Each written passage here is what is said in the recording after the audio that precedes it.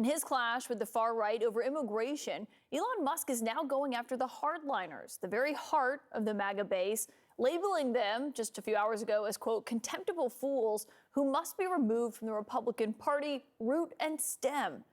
Musk now finds himself pitted against the likes of Steve Bannon, however, Trump's former White House aide, who came out against Musk's push for H-1B visas, which allow highly skilled foreign workers into the U.S. and has long been the lifeblood of Silicon Valley. H-1B visas, that's not what it's about. It's about taking American jobs and bringing over essentially what become indentured servants at lower wages. This thing's a scam by the oligarchs in Silicon Valley to basically take jobs from American citizens, give them to what become indentured servants from foreign countries, and then pay them less. Simple. To let them into through the golden door. Now, Bannon's comments align him with people like the far-right activist Laura Loomer, who has been bashing Musk for days now on this and is even accusing him of censoring her on his own platform. She is the anti-immigrant Trump ally who is now claiming that her blue checkmark was removed, her subscriptions were deactivated, her character limits for tweets and posts on X were limited for what she says is, quote, raising concerns and speaking the truth about the technocratic takeover of our country in the White House. Now, that was after she posted racist messages like this, saying our country was built by white Europeans, actually, not third world invaders from India. More on what she is saying about why she lost those privileges on X in a moment with Donny O'Sullivan. But all of this began after Trump named Shriram Krishnan, a tech entrepreneur and investor who was born in India, as his senior policy advisor on artificial intelligence. He's not an immigration advisor for Trump, but this started this entire backlash. And it's culminated today with Elon Musk not backing off of his stance, despite the backlash that he is facing from the MAGA right. Instead, he's writing tonight, anyone of any race, creed, or nationality who came to America and worked like hell to contribute to this country will forever have my respect. Noticeably silent in all of this infighting in his party, the president-elect himself. My political sources tonight are the former Deputy Assistant to President Biden, Jamal Simmons, Editor-in-Chief of The Dispatch, Jonah Goldberg, and CNN Senior Correspondent Donny O'Sullivan. And it's great to have you all here. Jonah, I'm sure you've been watching, just like I have, as all of this has been playing out, only getting worse today with really just seeing these people at each other's throats on lines. What does it say to you that Trump himself, who is the king of weighing in on things online, has not done so?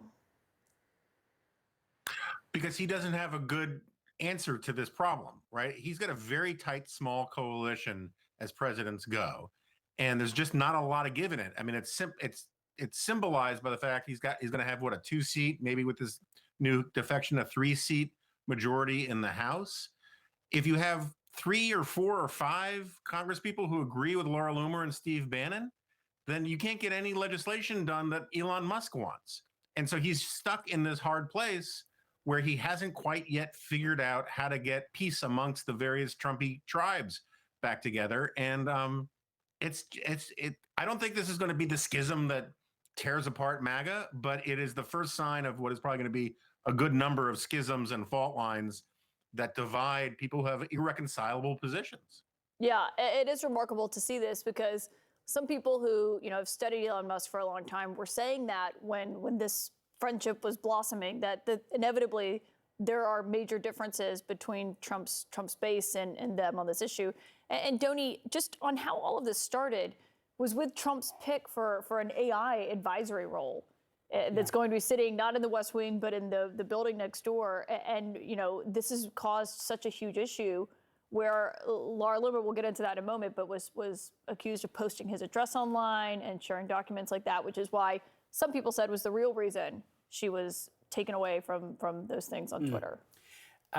Yeah, I mean, I think, look, a big part of the reason that this advisor in question is being targeted is because he's not white. He's Indian.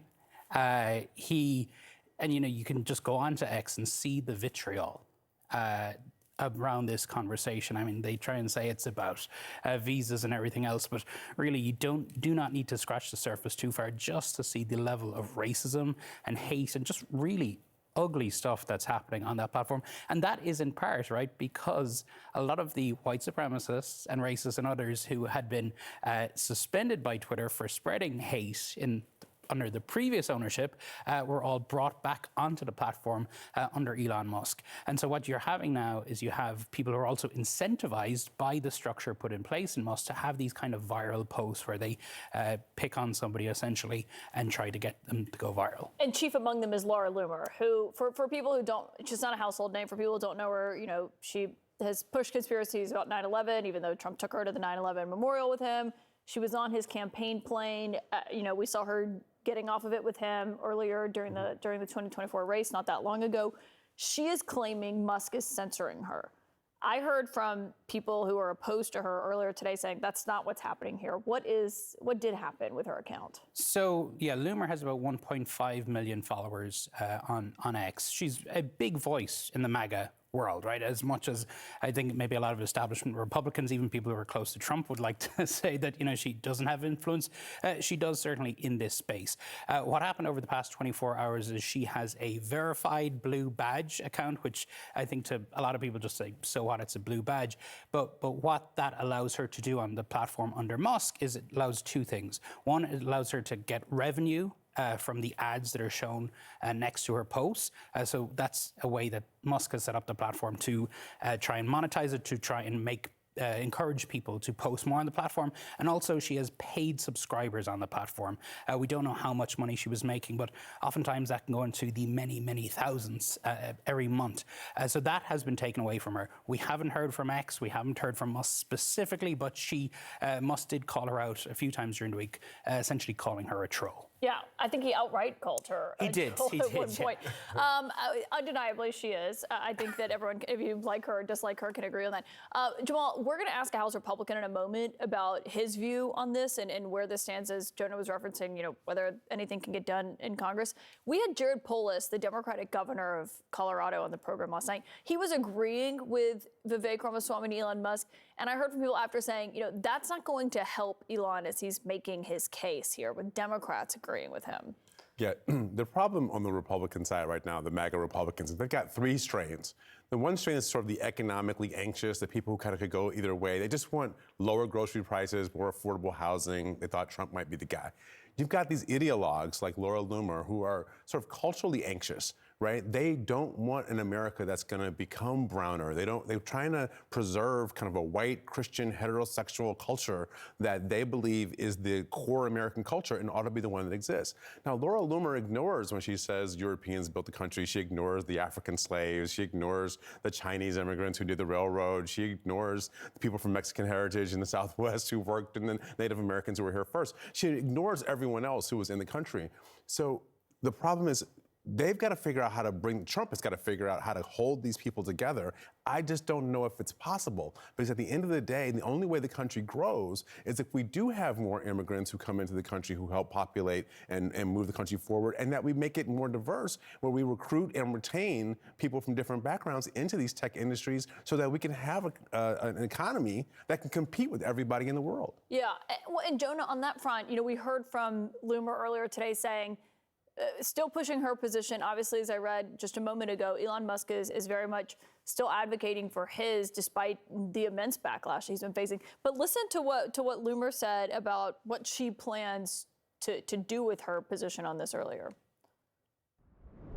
I'm going to escalate it all the way up to President Trump. I'm going to take it to advisors, and I'm going to take it to people I know who have been appointed to cabinet positions. And I'm going to ask them, is this the type of America that we're going to be living in? Are these the campaign promises that were made to MAGA and the American people? I mean, she does have a direct line to Trump, obviously. We've seen that. Trump has said he doesn't control her. But Elon Musk is someone who's basically living at Mar-a-Lago. And I think that is a real question of whether or not, as you were saying, maybe it's not the full rift, but it's the start of one potentially in this scenario. For sure. I think it's one rift among a bunch that will probably come down the pike as we move forward. But look, I mean, it would take a heart of stone not to laugh at the situation that they've gotten themselves into. Trump, is this classic, what do I have to do to put you in this condo today kind of salesman? And he makes promises to the Musk faction. He makes promises to the Laura Loomer faction and a bunch of other factions in between that cannot be reconciled with each other. And look, I'm much closer to Elon Musk on the policy issue here than I am, even remotely with Laura Loomer about any of this stuff. But one of the ironies of all this is that all of these people across the spectrum, they rode this populist tide in, claiming that establishment Republicans and conservative establishment and the old Reaganite crowd, the old National Review crowd, they don't know anything and all the answers are super easy and we know exactly what to do. And then it turns out they come in and it turns out this stuff is really complicated. H-1B program is complicated for how you reform it, how do you expand it, what do you do about chain migration? And the serious people were all pushed aside in favor of all of these populist yahoos from Steve Bannon on down. And now they're the dog that caught the car and they don't know how to do any of this policy because they haven't done any of the legwork on it.